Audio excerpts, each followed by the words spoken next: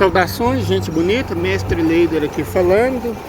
Não é a mesma paisagem de sempre, mas eu sou o mesmo, né?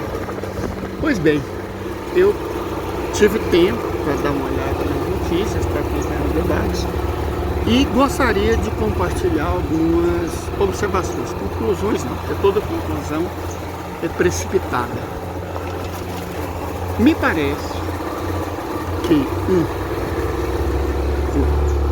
Joe Biden, mas não é ele mais que governa dos Estados Unidos.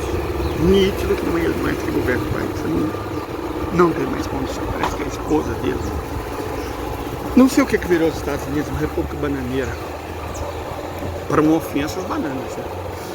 Mas a coisa, o grupo, sei lá o que controla os Estados Unidos hoje, parece disposto a fazer strikes, ataques, né, dentro do território russo, permitir que a Ucrânia faça. Sempre disse que a guerra não é da Ucrânia, a guerra é dos Estados Unidos. Permitir que a Ucrânia faça ataques dentro do território russo depois das eleições. Eu não tenho como me eximir de comentar sobre isso. Uma série de coisas. A primeira delas, vai ter eleição nos Estados Unidos? E isso vai mudar o quê? E outra, Joe Biden vai ser reeleito? Quer dizer, a Kamala, né? Kamala vai ser eleita? Olha, eu não confio nisso, não. De forma alguma, eu não creio que vá ser assim. A minha impressão nítida, sobretudo conversando com pessoas de dentro dos Estados Unidos, analisando a mídia interna dos Estados Unidos, pessoas que compreendem muito bem como as coisas funcionam lá, é que, bom, o Joe, ou seja lá quem controla o país, bom, continua no poder até o Trump assumir, mas eu não creio de verdade que ela vai fazer sucessor. De verdade, eu não creio. Pode fazer. Vai soltar agora. Mas não vai dar falta não. Não é mesmo? Então, está contando com o dentro da galinha. Mas assim, isso é um exercício retórico, né? Tudo na política americana é um exercício retórico. Pensa num país que não é sério. Certo? Pensa num país que não é sério, parece que tudo é showzinho.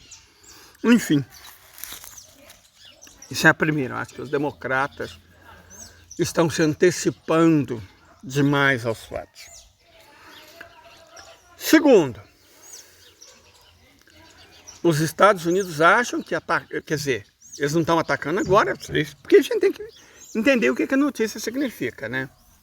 Notícia significa que eles só não vão atacar agora por causa das eleições que se aproximam. Mas por quê? Eles estão com medinho? Porque se eles tivessem certeza que ia dar certo, eles atacavam agora. É a chance de ganhar voto dos patriotas americanos. A chance de ganhar voto é agora. Partir para cima da Rússia e ganhar. Por que eles não fazem isso? Por que eles vão esperar depois das eleições? É porque eles não têm confiança. E dá para entender porque eles não têm confiança, né? Por uma série de motivos. Primeiro é porque a Rússia vai reagir. Faça isso. E a borduna come. O bambu geme. Eles não estão levando isso a sério. Um equívoco. Um erro enorme de avaliação. Acreditar que a Rússia vai aceitar. Certo? O presidente Vladimir já deixou muito claro os postulados dele. Na verdade não é nem linha vermelha. Esquece essa bobagem. Não existe linha vermelha, não. Existe linha tática. E o presidente Biden não... Bom, seja lá a coisa que governa os Estados Unidos, eles não têm condição de encarar a Rússia, mas não tem mesmo. E sobre isso, eu gostaria até de comentar. Eu vi lá uma reportagem, que os americanos adoram, como eu disse, tudo é um show naquele país. Uma reportagem que os Estados Unidos fizeram a primeira arma anti-míssil hipersônica. Bora lá, primeiro, não é a primeira. A Rússia tem 3, a laser. E segundo, como um país que não faz míssil hipersônico, não conhece, não dá conta, é sempre um projeto, não sei o que, aquelas manchetes grandiloquentes, mas você vai ver lá na letra miúda, é um projeto. camarada, as pessoas estão me vendo. O projeto eu tenho, de ter minhas vaquinhas, E não faz de tirar barulho leite, nenhum. de produzir queijo. Esse é o meu projeto. Mas eu pergunto para vocês, eu tenho vaca? Eu tenho um curral e um terreno para fazer um pasto. Inclusive vou até mostrar para vocês mais tarde. Amanhã, depois, depende de vocês. Mas isso não quer dizer que eu produzo queijo. Assim são os Estados Unidos com os mísseis hipersônicos. É sempre um projeto. Sempre funciona. Não, tá vendo no Wikipedia, mísseis hipersônicos.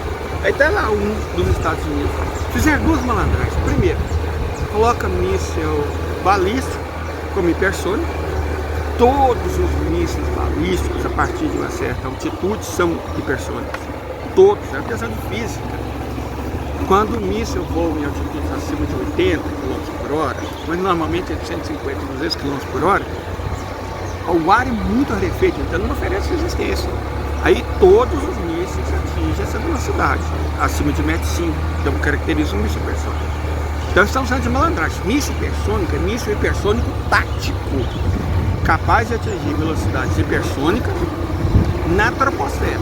Quem faz isso é a Rússia, o Irã, a República Popular Democrática da Coreia e a China.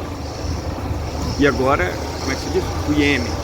É óbvio que não faz, né? É óbvio que o Iêmen não faz. A Rússia faz, chega lá e espina com as cores da Palestina e lança no estado elegível. Então faz míssil hipersônico a Rússia e quem a Rússia quiser que faça. Por um motivo simples. Motivo simples, turbina. Turbina tem que ser feita com uma liga monocristalina, quer dizer, com uma peça inteiriça, é fundida como uma peça só, de liga metálica monocristalina. A tecnologia para fazer isso, só dois países têm, Rússia e Estados Unidos.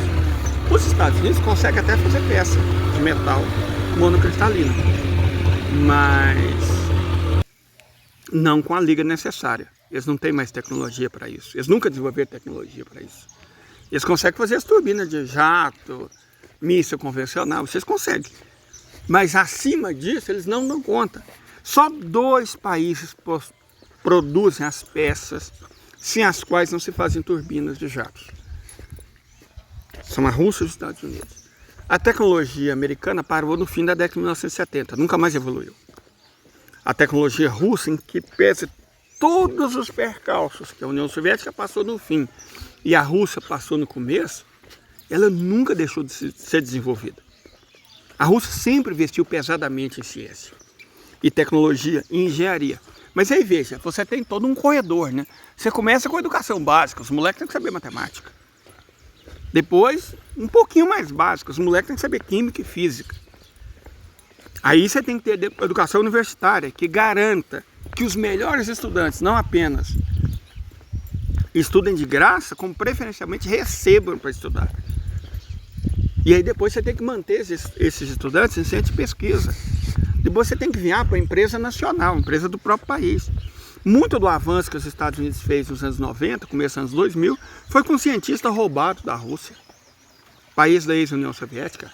Até hoje, eles simplesmente vão e roubam pessoas formadas no ITA. O ITA é algo que o contribuinte brasileiro paga caríssimo para formar mão de obra para os Estados Unidos e para o Canadá. Então você tem que mudar. E mudar urgentemente. Se esses filhos de uma quiserem ir trabalhar para os Estados Unidos e para o Canadá, que reembolse o governo brasileiro de tudo que o governo gastou com esses merdas. Aí depois eles reembolsam o governo, eles vão. Porque gastar dinheiro público para formar mão de obra para os Estados Unidos e Canadá, mão de obra para o OTAN, vamos falar sério, né? A Rússia não permite isso. A Rússia não permite. Bom, vamos lá, enfim. E outra coisa, desenvolveu a ciência, aí tem que desenvolver a tecnologia, os institutos de pesquisa. Aí você precisa da engenharia. A maneira como as coisas são feitas na Rússia ajuda muito. Na Rússia, os contratos têm 3 fases. O primeiro é o desenho, é a arquitetura. Aí tem escritório de design. MIG não é uma fábrica, MIG é um escritório de design, de arquitetura. Primeiro vem o desenho e a arquitetura. Eles competem entre si, as pessoas vão pensando, vão desenhando e fazendo os croquis, é isso. O vencedor, melhor projeto, aí passa para a segunda fase, que é quem vai desenvolver a tecnologia desenhada. Quando a tecnologia for desenvolvida, aí vem uma terceira fase, que aí vai produzir. Não é igual nos Estados Unidos, a mesma multinacional apresenta proposta de produção. Isso é muito caro, isso favorece a corrupção. Mas dá dinheiro para os militares mamateiros americanos, dá dinheiro para as grandes empresas, dá dinheiro para o congressista, todo mundo ganha, só os Estados Unidos que perdem. Na Rússia não é 3 fases. Na fase do desenho, qualquer um pode participar, qualquer um. Eu sozinho, se eu fosse russo, eu e meus amigos, na fase do design, qualquer um pode participar. Na segunda fase, grupos podem também ser montados para isso, embora é difícil, né? Você vencer escritório tipo da MIG, ou da Suhoi, ou tantos outros. Mas enfim, pode, em teoria. Aí na fase de produção, aí bom, aí você tem poucas indústrias. Mas elas também competem. Isso é justo porque, permite que as melhores ideias, não as ideias das maiores empresas, as melhores ideias sempre vençam. Por isso que a primeira e mais importante fase é o desenho, é a arquitetura. Segundo, garante que os melhores desenvolvedores trabalhem no projeto que foi desenhado. E terceiro, as fábricas mais eficientes, as que vão produzir. A fábrica não tem que trabalhar com esse pesquisa e desenvolvimento. Ela tem que fazer P&D na produção, na engenharia. Ela não tem que se preocupar com um produto específico. Certo? O pesquisador vai chegar, você tem que fazer isso. Você vai fazer assim, pronto. Funciona. Agora nos Estados Unidos, tinha 500 empresas do setor de defesa. Mas o capitalismo é o quê? Capitalismo é concentração, né? 500 caiu para 300, 300 caiu para 100, 100 caiu para 50, 50 caiu para 20, 20 caiu para 10, hoje vocês têm 5. É monopólio.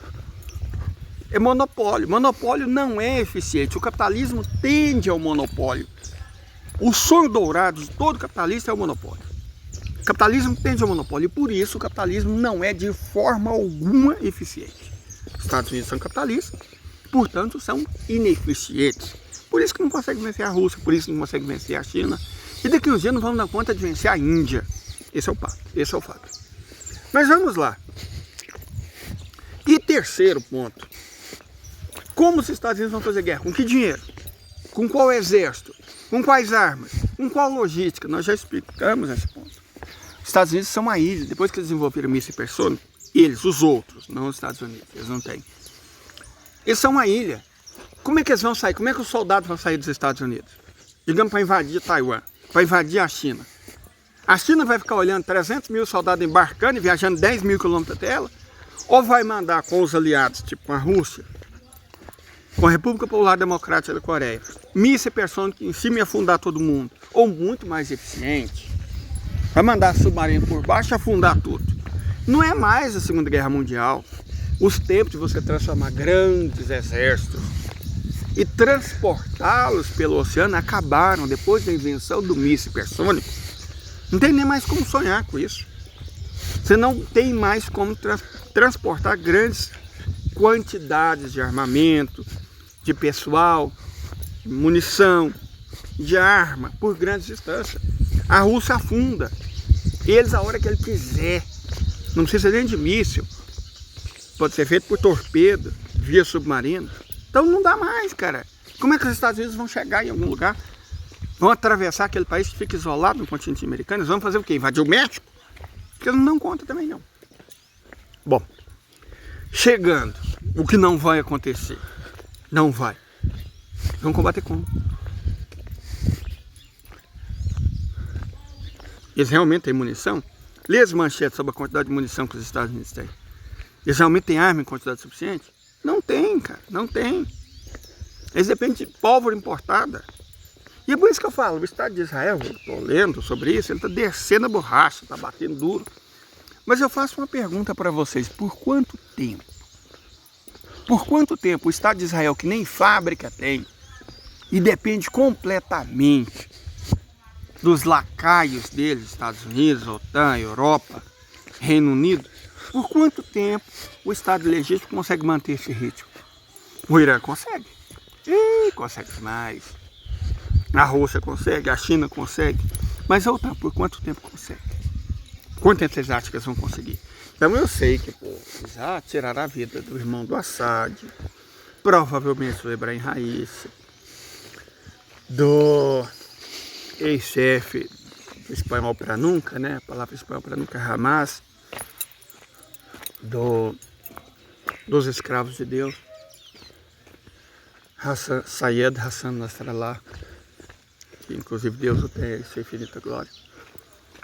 Mas a Arábia Saudita, quem está colocando com todo respeito, vou colocar uma palavra para não usar essa, o sal em cima da mesa, vai fazer uma reunião lá para decidir o futuro do Estado palestino. Israel não dá convidado nem nenhum amigo de Israel. E aí o que Israel vai fazer? Vai atacar a Arábia Saudita? Eles vão atacar a Arábia Saudita? Por preço do petróleo é $300? Para fechar o Estreito de Hormuz? E a Arábia Saudita não é o Irã, não. O Irã tem uma política contra armas nucleares. A Arábia Saudita não tem. Então, se eu fosse para eu ficaria um pouquinho mais assim. Mas, na verdade, eu ficava muito mais assim. Porque estão tacando fogo em palha. Com pouco combustível que eles têm. Palha para não. E aí, camarada? Aí vem o fogo de verdade.